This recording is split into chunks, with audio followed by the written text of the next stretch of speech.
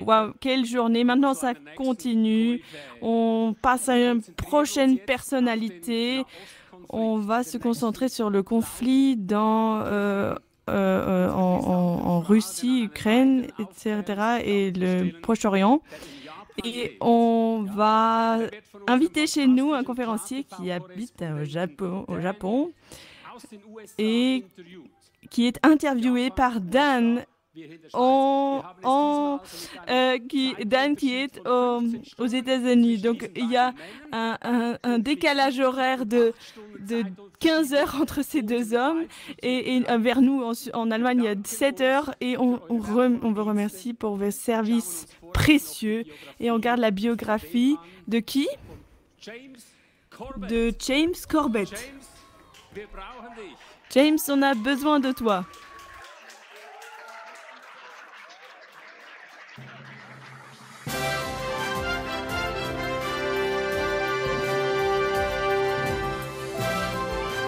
James Corbett est né et a grandi au Canada. Il a obtenu un master de philosophie au Trinity College de Dublin en Irlande.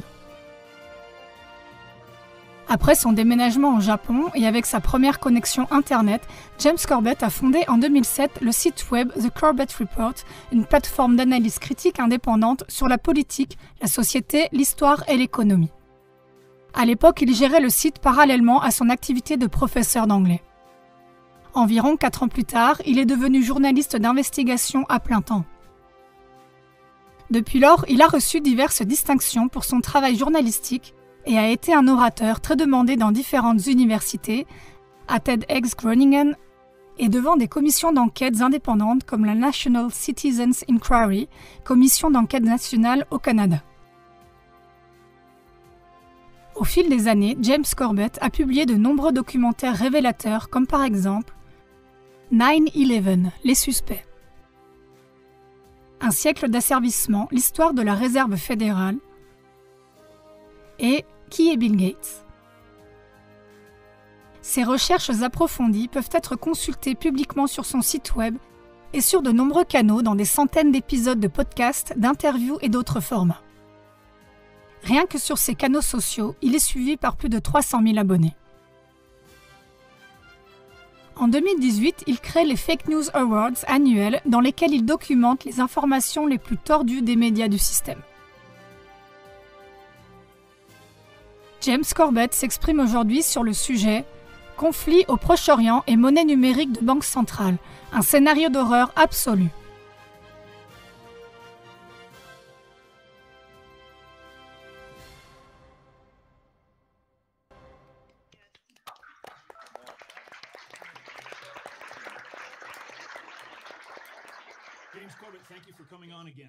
James Corbett, merci beaucoup de ta présence chez nous.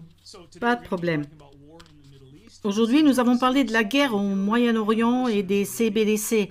Donc, si vous êtes prêts et si nos auditeurs sont prêts, nous allons tout de suite entrer dans le vif du sujet. Chers auditeurs, êtes-vous prêts? Commençons.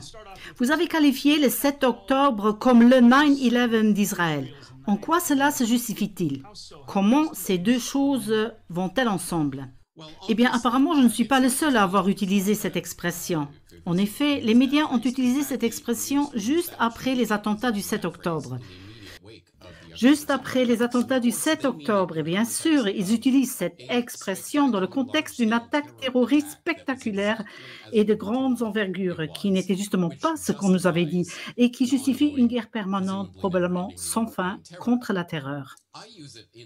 J'utilise la comparaison d'une manière très différente parce que, comme ceux qui connaissent mon travail le savent, j'ai analysé les attaques terroristes sous faux pavillon du 11 septembre sous de nombreux angles différents, y compris en examinant la piste de l'argent et les jeux de guerre qui étaient en cours le 11 septembre, et également en examinant certains des suspects et des personnes autour du 11 septembre, des agents de service, secrets, agences, qui sont activement collaborés avec Al-Qaïda, également connu sous le nom de Al-Qaïda, et qui l'ont créé à bien des égards. Donc, quand je dis que le 7 octobre était le 11 septembre d'Israël, je le dis dans ce contexte comme un événement qui enseigne ou ou provoqués sous faux pavillon, utilisés pour justifier un agenda militaire et politique qui était déjà établi à l'avance.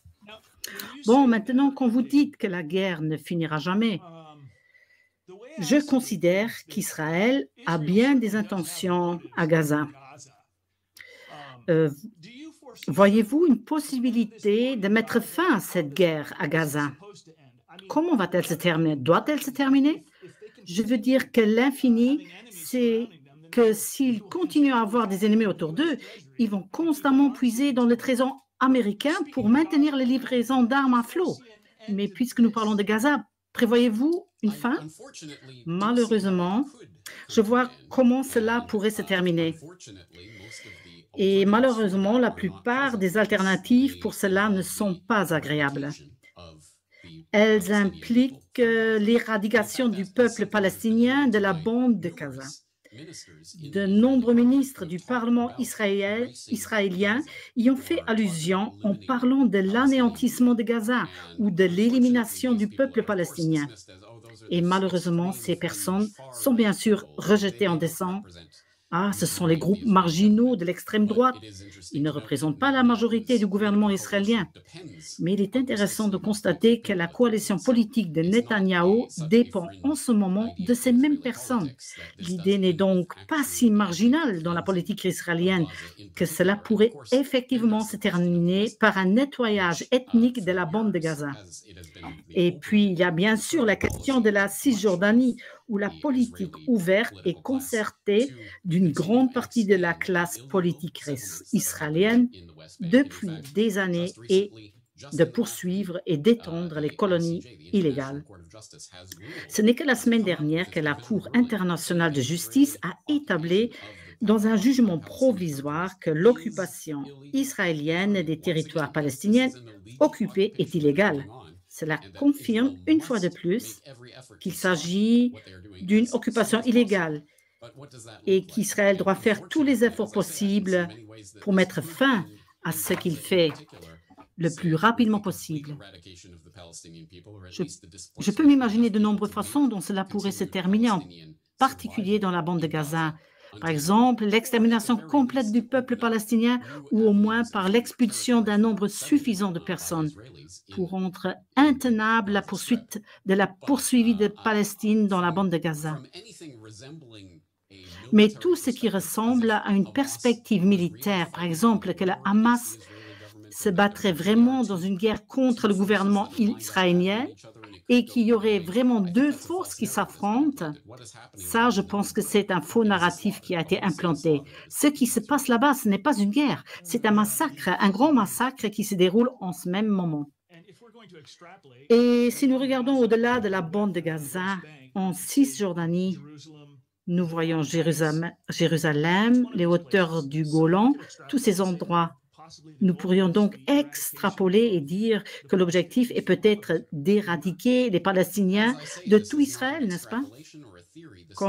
Comme je l'ai dit, il ne s'agit pas d'une extrapolation ou d'une théorie. C'est quelque chose dont on a parlé activement et ouvertement, du moins certains membres du Parlement israélien. Et quand ils le font, quand ces ministres sortent et font ces déclarations typiques, Netanyahou va s'avancer et va dire « Oh, ça va trop loin, oh, nous ne soutenons pas cette idée ». Mais comme je l'ai dit, la coalition politique qui maintient le gouvernement de Netanyahou dépend des ministres qui font ce genre de déclarations. Donc, il y a de nombreuses preuves documentées des déclarations de nombreux politiciens israéliens appelant à l'extermination du peuple palestinien. Il ne s'agit donc pas d'une idée marginale qui n'est exprimée que par quelques personnes. Elle est exprimée par des personnes qui ont position de pouvoir. Et comme je l'ai dit, c'est au moins une façon d'envisager la fin de ce conflit. Oui, eh bien, et Netanyahou, il va modérer ses propos en fonction de qui l'écoute. Je veux dire qu'il va essayer de minimiser l'idée, mais un autre jour, il va assimiler les gens de Gaza à Amalek et ils doivent être éliminés. Oui, et bien sûr, cela a aussi à voir avec la politique intérieure israélienne et les cycles politiques. Et il existe un schéma documenté dans la carrière de Netanyahou. selon lequel il a fait les déclarations les plus provocantes et les plus crues sur la politique la plus agressive à l'égard des Palestiniens. Il cherchera essentiellement à obtenir les voix de la droite, qu'il maintiendra en place, mais il y aura aussi le risque que l'on accuse Netanyahou de tous les maux. Certes, il est une force dominante dans la politique israélienne, mais il n'est pas la seule force. Et nous courons le risque de supposer que si seulement nous pouvions avoir un Premier ministre plus prudent comme Naftali Bennett et ou Barak, qui est un proche de Jeffrey Epstein, ou quelqu'un d'autre au pouvoir, alors tout irait bien. Mais je pense que c'est un faux narratif. C'est une question fondamentale qui est au cœur de la politique israélienne, et ce depuis la création de l'État israélien. Nous sommes au courant de cela.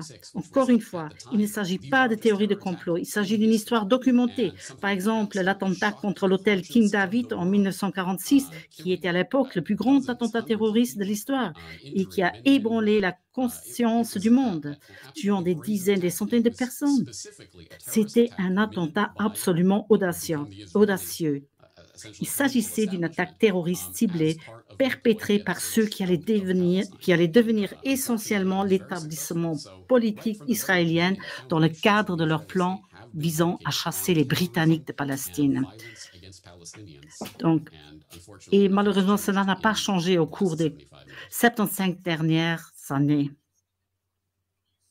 Quand vous dites que ce groupe terroriste est devenu l'établissement politique, voulez-vous dire l'Irgun? Oui, et en effet, le nom m'échappe maintenant, mais j'en ai parlé dans mon dernier épisode de podcast. Il s'appelait « Puis-je vous présenter Benjamin Netanyahou, criminel de guerre ?» J'ai dit que le leader de l'Irgun, qui était responsable de l'opération à l'hôtel King David, a non seulement été salué par Netanyahou comme un exemple de la création de l'État israélien, il était l'un des pères fondateurs de l'État israélien. Il a même été nommé chef de l'Irgun en 2006, le jour du 60e anniversaire de cet attentat meurtrier. Non seulement par le gouvernement israélien a dévoilé une plaque mémorative à propos de laquelle l'ambassadeur britannique a déclaré à l'époque qu'il était absolument choquant qu'un État libre, libéral et démocratique érige un véritable monument à un attentat terroriste horrible et mortel. Mais savez-vous qui était là pour dévoiler la plaque commémorative et rendre une fois de plus hommage à l'Irgun et le féliciter? Personne d'autre que Benjamin Netanyahou. Le gouvernement Netanyahou est-il lié d'une manière ou d'une autre au Hamas? Oui, absolument. Et une fois de plus, je l'ai documenté dans mon travail. Il y a quelques mois, j'ai écrit un article intitulé « L'histoire secrète du Hamas », qui traite de la création du Hamas, de ce qu'il est, d'où il vient et des liens étendus du gouvernement israélien et des services secrets entre le gouvernement israélien et le Hamas. Mais je pense qu'il serait trop facile de dire que le Hamas est tout simplement une invention complète, une marionnette totale du gouvernement israélien. Mais il est avéré qu'il a été soutenu, encouragé, financé et favorisé par le gouvernement israélien. Lors d'une réunion du parti du Likoud en 2019, Benjamin Netanyahou a même explicitement déclaré que sa stratégie consistait à soutenir le Hamas afin de maintenir les Palestiniens de Gaza séparés politiquement et idéologiquement des Palestiniens de la Cisjordanie, afin de s'assurer qu'ils ne s'unissent jamais et ne puissent jamais représenter une véritable menace en créant deux États dans le conflit israélo-palestinien. C'est donc évident, nous n'avons pas besoin de spéculer là-dessus. James, puisque nous parlons de la nécessité de poursuivre les guerres en général, j'ai vu ce que je pense être votre dernière vidéo et vous avez mentionné un article dans Covert Action Magazine. Et j'ai regardé le Cover Action Magazine. Je ne sais pas si j'ai lu le bon article, mais c'était d'un homme qui disait que c'était la façon de faire des États-Unis depuis le début. maintenir les guerres en cours. Diriez-vous que c'est généralement le cas au Moyen-Orient, que c'est le cas aujourd'hui aussi en Ukraine et que c'est également le cas pour les États-Unis? Je dirais que c'est le mode de fonctionnement général du complexe militaro-industriel identifié par Eisenhower lorsqu'il a quitté la présidence des États-Unis en 1960 et qui est encore plus en vigueur aujourd'hui qu'à l'époque. C'est le modus operandi de ce complexe militaro-industriel depuis ses débuts, la guerre est la santé de l'État. Mais la guerre est aussi la santé de chaque industrie, de chaque organe secondaire, de chaque service secret et de tous ces autres organes de l'État profond. Et c'est pourquoi ils n'ont pas seulement un intérêt intrinsèque, pas seulement un intérêt caché, mais leur intérêt équivaut à l'intérêt de faire la guerre et de créer constamment des raisons d'agir militairement. Donc, oui, cela fait définitivement partie de la stratégie. Je pense que cela est plus vrai à certaines époques et à certains endroits pour certaines raisons stratégiques. Nous pouvons examiner cela historiquement.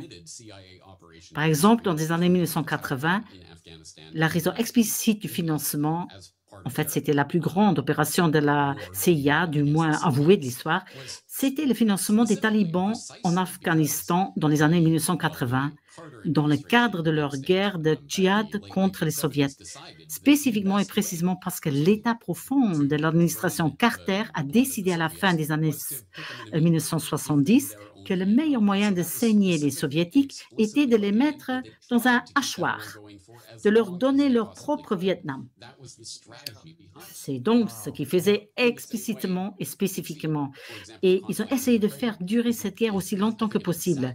C'était la stratégie derrière tout cela. Le conflit en Ukraine est, à mon avis, un parallèle exact, car dans ce cas, la cible est clairement la Russie et les États-Unis sont heureux de combattre la Russie jusqu'au dernier Ukrainien. Ils continueront à envoyer de l'argent, de l'aide et des armes pour que ce conflit dure aussi longtemps que possible afin de liquider les Russes.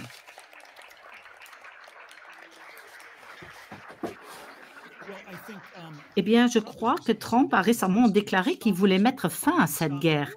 S'il arrêtait la guerre, le hachoir à viande s'arrêterait aussi. Mais je pense qu'il a d'autres raisons de vouloir arrêter la guerre. Nous aimerions parler un peu de vos réflexions sur la situation actuelle de la guerre par procuration de l'OTAN en Ukraine. Et réfléchissons aux principaux responsables du début et de la poursuite de la guerre contre la Russie. Que veulent des gens comme Victoria Nuland et Anthony Blinken, secrétaire d'État américain? Quel est leur objectif là-bas? Vous savez, ça c'est une bonne question.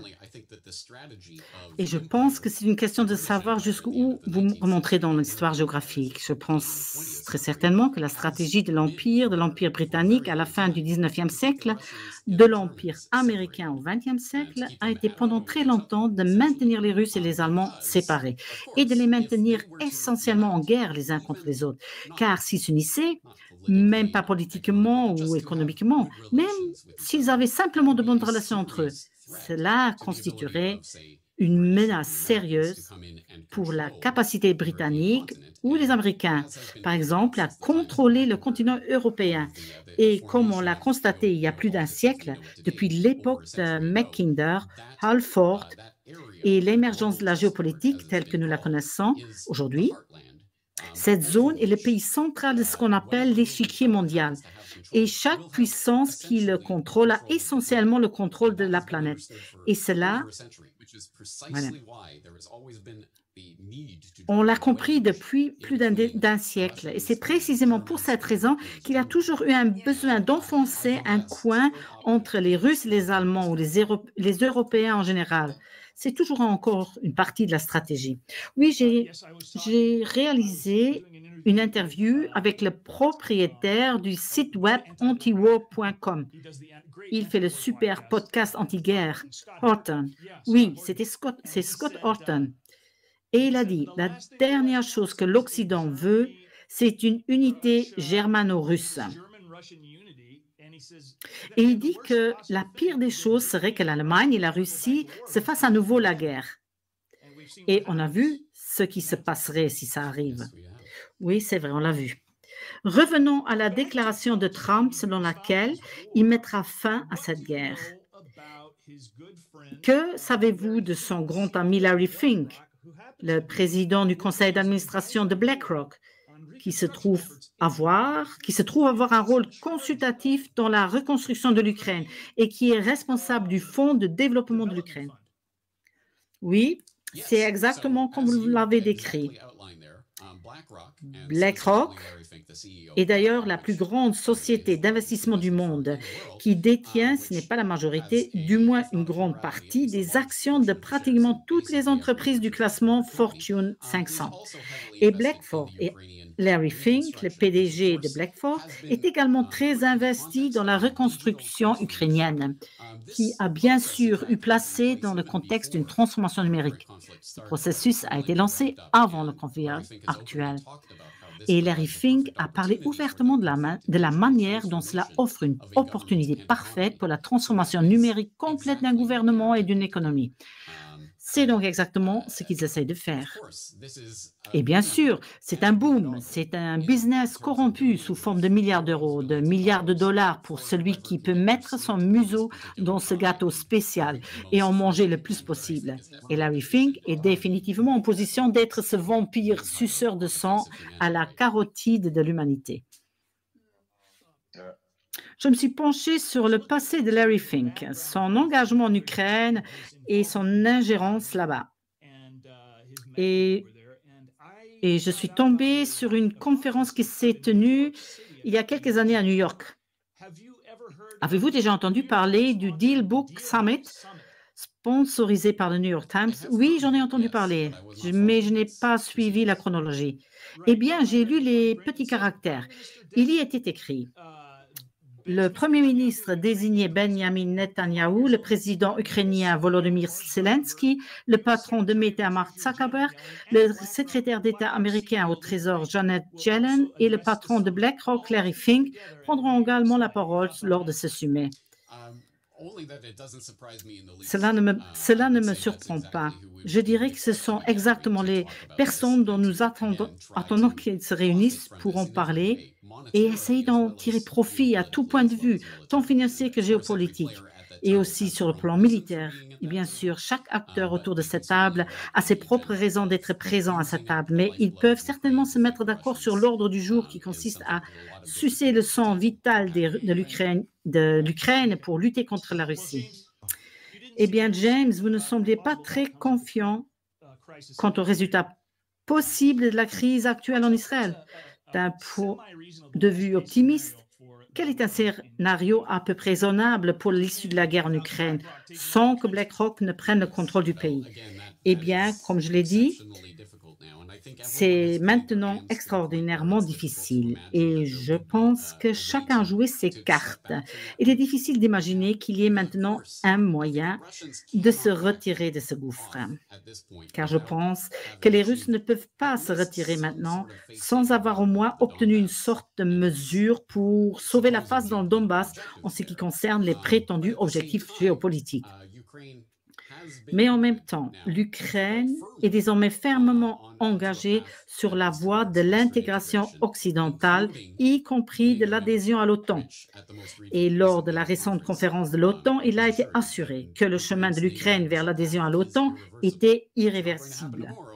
Cela ne se réalisera pas demain, mais cela sera. C'est bien sûr la ligne rouge que les Russes ont tracée depuis très très longtemps, même avant Poutine. L'idée de l'OTAN en Ukraine était cette ligne rouge. Il est donc difficile d'imaginer une mesure pour sauver la face qui serait possible à l'heure actuelle, qui ne serait pas au moins, comme vous le dites, même si le conflit se terminait demain, nous avons à Kiev un gouvernement qui s'est engagé dans la transformation numérique, le rachat par BlackRock, Palantir et d'autres entreprises qui entrent dans ce jeu. Pour l'instant, il est difficile d'imaginer qu'il puisse être éjecté d'un gouvernement à Kiev. James, nous allons passer à notre deuxième sujet, le CBDC.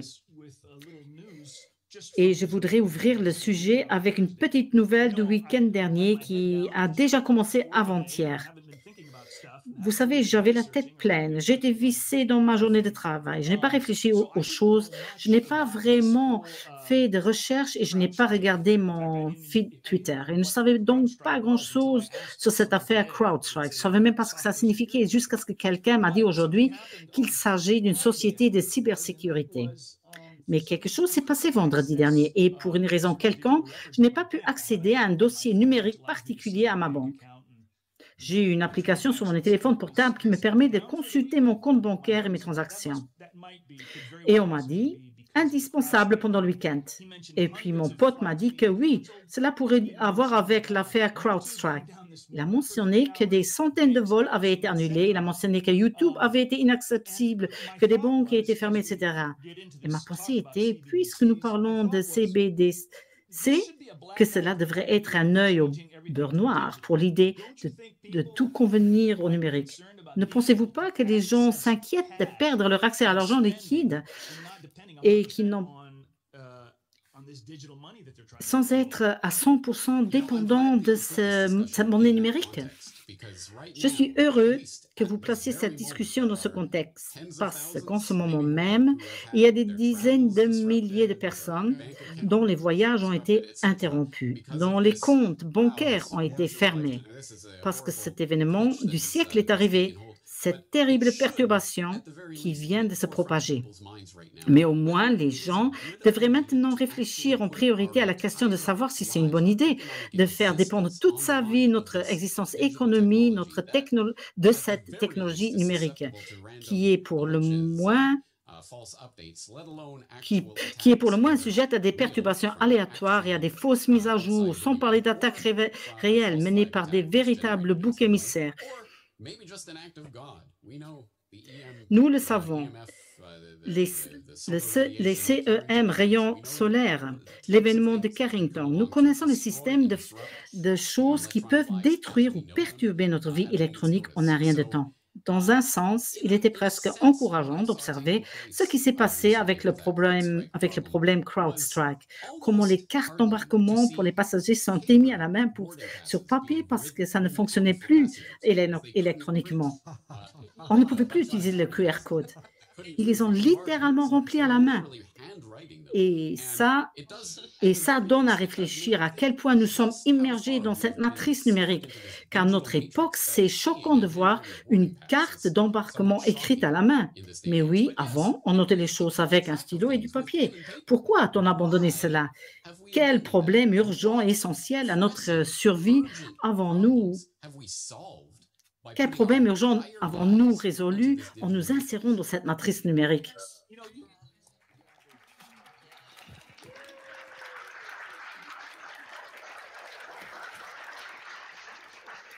Je pense qu'on pourrait appliquer cela à tant de choses pour lesquelles il existe une nouvelle solution. Et la première question que nous devrions nous poser est, qu'est-ce qui ne va pas avec ce que nous avons ici? Par exemple, j'ai une assez bonne réception, du moins quand j'étais au Japon, avec l'ancien réseau en 3G. Pourquoi avons-nous besoin de 4G, 5G? Ils continuent à l'étendre de plus en plus. Et ils disent que c'est absolument nécessaire. Mais je n'ai pas besoin de télécharger un film en 19 secondes au lieu de 53 secondes. Permettez-moi d'insérer ici une référence à Neil Postman, l'auteur de livres comme Amusing Ourselves to Death. C'était un auteur très intéressant, très avant-gardiste, qui était productif dans les années 1980 à 1990. Il a écrit sur Internet à l'époque où celui-ci venait de faire son apparition. Il a prononcé une série de discours. Mais si vous recherchez sur Neil Postman, Question about Technology, vous le trouverez. Je pense qu'il a formulé 4 questions que nous devrions nous poser à chaque fois qu'une nouvelle technologie est proposée. L'une d'entre elles est la suivante. Quel est le problème pour lequel la technologie proposée est censée être la solution? Et est-ce vraiment un problème? Et est-ce vraiment une solution? Et il explique d'une manière remarquable qui, à mon avis, est encore plus pertinent qu'aujourd'hui. Ça a l'air intéressant, James. Je sais que nous avons abordé ce sujet dans notre dernière interview, mais nous avons beaucoup plus de public qui suit cela dans la conférence AZK.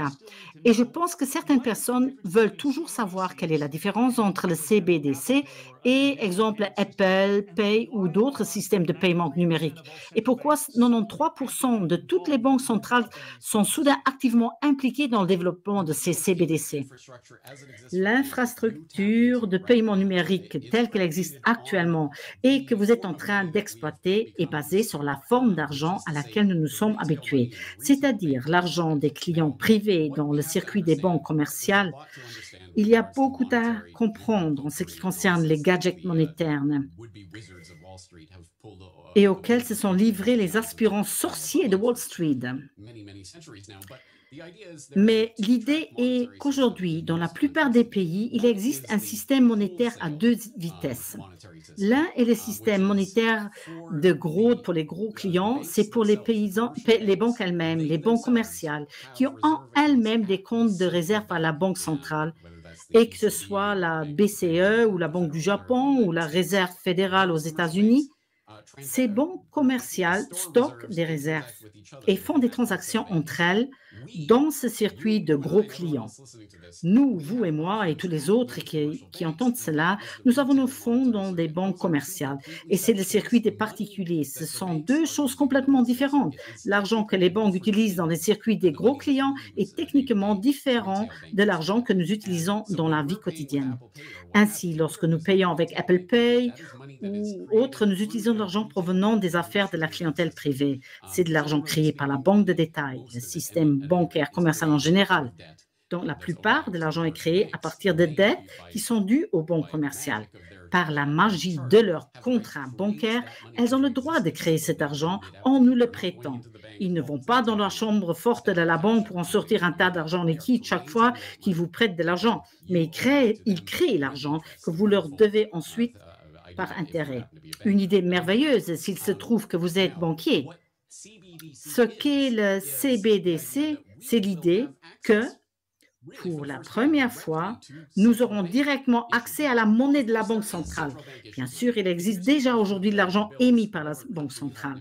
Si vous sortez l'un de ces billets, quel que soit le pays où vous habitez, si vous sortez un billet de papier, à moins que vous en ayez encore un, parce que la plupart des gens n'ont plus d'argent liquide, il y aura quelque chose écrit comme ici au Japon, la Banque du Japon, aux États-Unis, il sera écrit Federal Reserve, parce que c'est l'expression de la responsabilité de la Banque centrale. Ce billet de banque est en effet émis par la Banque centrale elle-même. C'est donc le seul moyen dont dispose la Banque centrale pour injecter de l'argent directement dans l'économie, et ce n'est qu'une fraction de l'économie. Cependant, dans l'univers du CBDC, ils seront en mesure d'apporter leur expression de la responsabilité de la Banque centrale directement dans votre portefeuille numérique, parce que vous aurez maintenant un compte, selon la façon dont vous le mettez en place, vous aurez un compte auprès de la Banque centrale elle-même.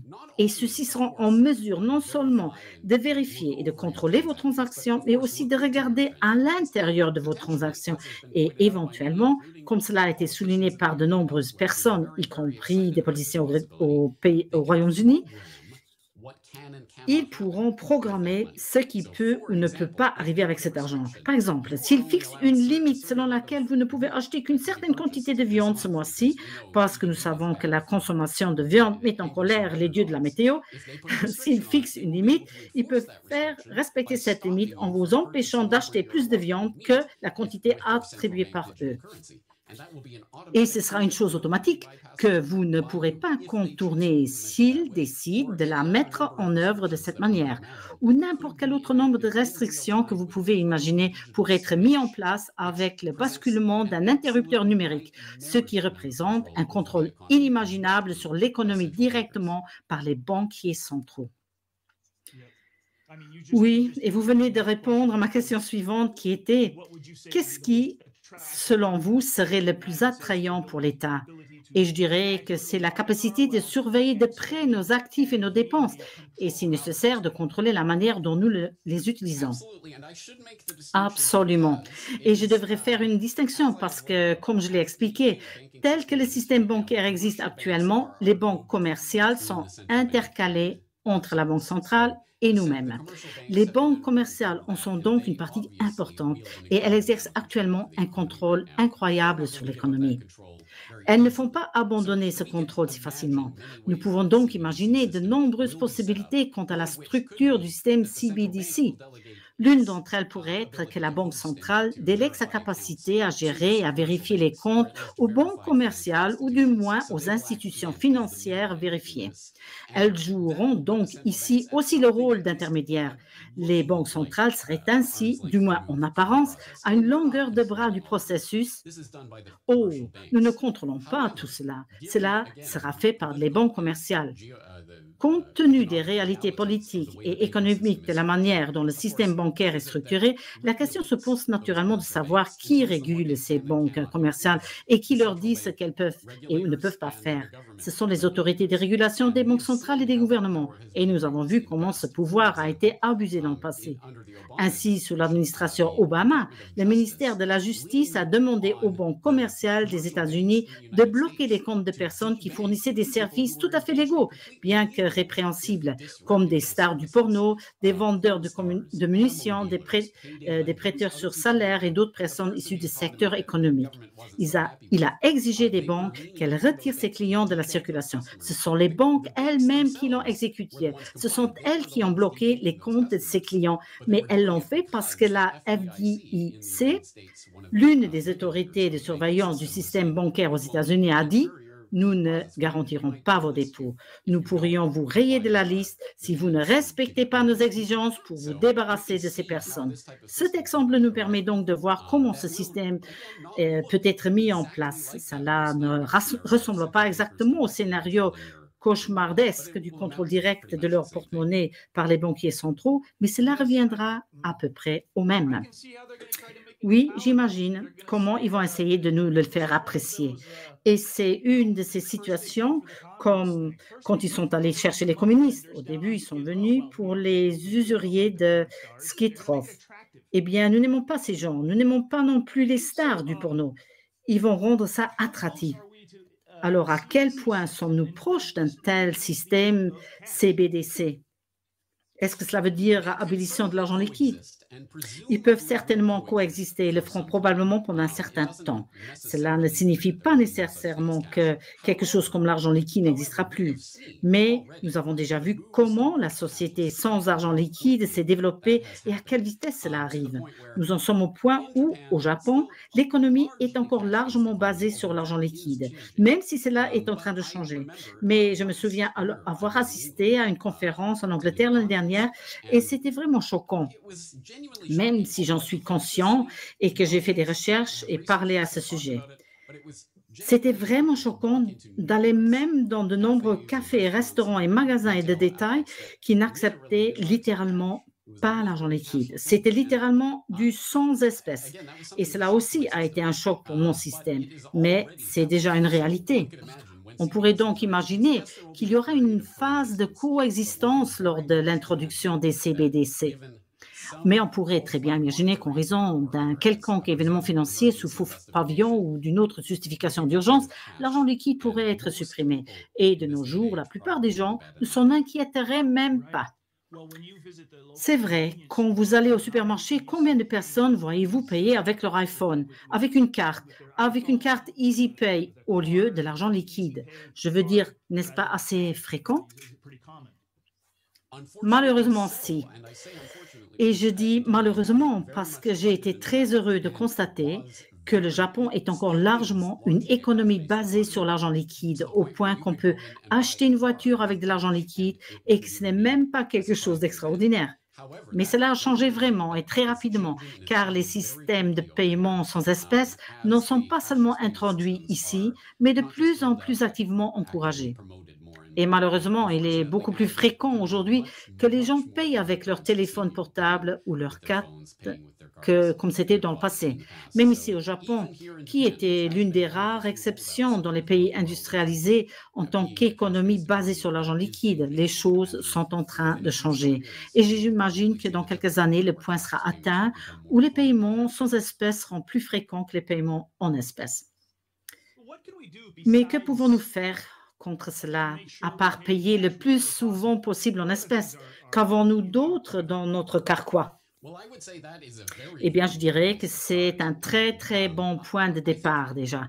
Et je pense que c'est l'un des problèmes qui est clairement un problème de société, que personne ne peut résoudre seul, mais où nous devons tous faire notre part.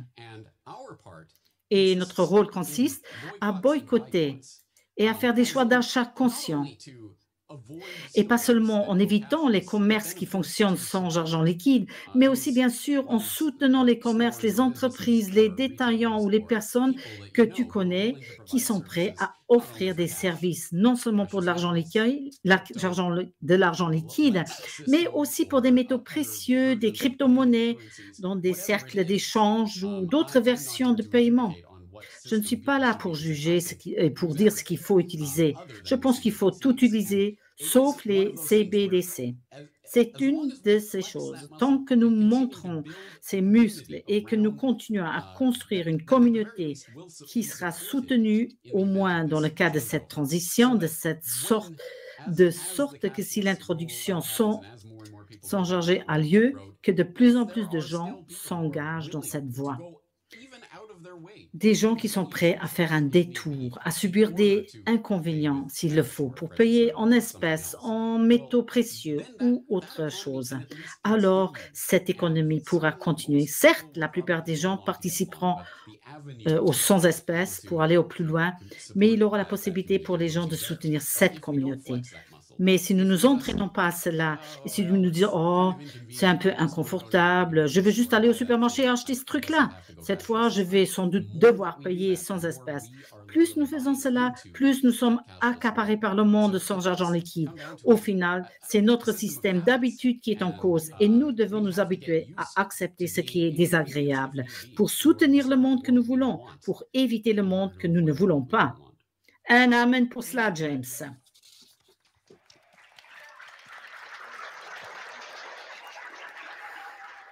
Nous approchons de la fin de notre interview. J'aimerais vous faire part d'un élément personnel qui me préoccupe et qui s'écarte un peu du scénario. Je voudrais vous décrire une situation hypothétique, James, et savoir comment vous réagirez dans cette situation. Je sais qu'il y a tellement d'escarmouches sur ce sujet et que les spéculations débordent complètement et ce d'une manière qui risque de déranger si nous nous écartons du chemin. Je dois te demander quelque chose à propos de la prétendue tentative d'assassinat du 13 juillet. Oui, bien sûr. Alors, disons que vous dirigez une conférence et que la question du prétendu attentat du 13 juillet est soulevée. Les gens s'agitent, il y a toutes sortes de spéculations sur ce qui s'est réellement passé et vous déviez en quelque sorte de votre trajectoire. Vous prenez votre marteau et vous rétablissez le calme. Que faites-vous pour maintenir les gens sur la bonne voie dans une telle situation? Je pense qu'à partir du moment où les gens ont exprimé leur intérêt à ce sujet, il est trop tard pour simplement frapper avec le marteau. Je n'aurai jamais la prétention de dire aux gens à quoi ils devraient penser ou à quoi ils devraient consacrer leur temps ou leur attention, ni même de leur dire au moins qu'ils ne devraient pas consacrer leur temps ou leur attention à telle ou telle chose. Et même si je le faisais, qui m'écouterait et pourquoi? Je pourrais toutefois faire remarquer avec certitude que pour moi, qui ne crois pas au système politique et au processus qui nous a été donné avec la boîte à idées des esclaves en 4 ans, la signification d'un tel événement n'est pas important sans les problèmes généraux des monnaies numériques, des banques centrales et du conflit en Israël et toutes ces autres choses de l'Ukraine dont on a parlé aujourd'hui. La véritable signification de tout cela n'a rien à voir avec tel ou tel candidat politique. Il s'agit de ce que les gens qui contrôlent ce système veulent nous faire croire. Donc, si je pouvais dire quelque chose dans une telle situation imaginaire, je dirais simplement qu'il serait peut-être plus utile de regarder que signifie cet événement, pourquoi sommes-nous amenés à penser et à parler de cet événement d'une certaine manière dans l'intérêt de qui? Si nous acceptons ce narratif tel qu'il nous est imposé, où cela nous amènera-t-il et quelle issue cela nous propose? Et si aucune autre raison n'est trouvée, ce sera peut-être uniquement pour nous entraîner à nouveau dans le débat politique et pour nous focaliser tous sur ce côté de cet oiseau de proie gauche-droite contrôlé que l'on veut soutenir politiquement, ne serait-ce que pour entraîner à nouveau les gens dans ce cirque secondaire, ce qui pourrait être la véritable signification d'un tel événement. C'est pourquoi je soumettrai au moins cela à la discussion. Très bien, OK. Dernière question, James. Avez-vous été surpris lorsque Julian Assange a été libéré? Je pense que oui, même si ce n'est qu'en raison du narratif qui dure, comme dans le conflit ukrainien ou le conflit afghan ou autre. Il semble qu'à un moment donné, le laisser dans ce processus sans fin, dans ce statut, est devenu le véritable objectif. Je ne veux pas dire qu'il aurait été intéressant de voir comment cela se serait terminé au niveau judiciaire. En tout cas, cela m'a surpris. Je ne m'y attendais pas. Je ne vois pas cela comme un gain merveilleux pour la liberté d'expression, ne serait-ce que parce que tout ce qui a été réellement décidé, c'est oui, coupable, je suis coupable, maintenant laissez-moi sortir. Et cela n'est pas vraiment à résoudre le problème de fond, à savoir qu'un précédent a été créé, que les pratiques journalistiques normales sont illégales. Et c'est essentiellement ce qui a été établi ici. Heureusement, car cela aurait pu être pire. Il aurait pu y avoir une décision de justice effective selon laquelle il aurait été illégal ce qu'il aurait, en fait, que ce qu'il a fait, ça aurait été illégal. Mais cela aurait pu être mieux, car il aurait été très bien de déclarer innocent quelqu'un qui n'a fait qu'un travail de journaliste. Absolument, absolument. Nous pourrions dire que nous devrions peut-être célébrer sa libération, mais que nos célébrations devraient être un peu modérées, car elles ont été obtenues grâce à un accord. Nous devrions, comme toujours, continuer à mettre en avant les faits et les problèmes autour de cette affaire, plutôt que de s'attarder sur la personnalité des personnes impliquées. D'accord, c'est tout à fait vrai. Maintenant, chers partisans à la conférence AZK, que direz-vous de faire une belle ovation à James Corbett?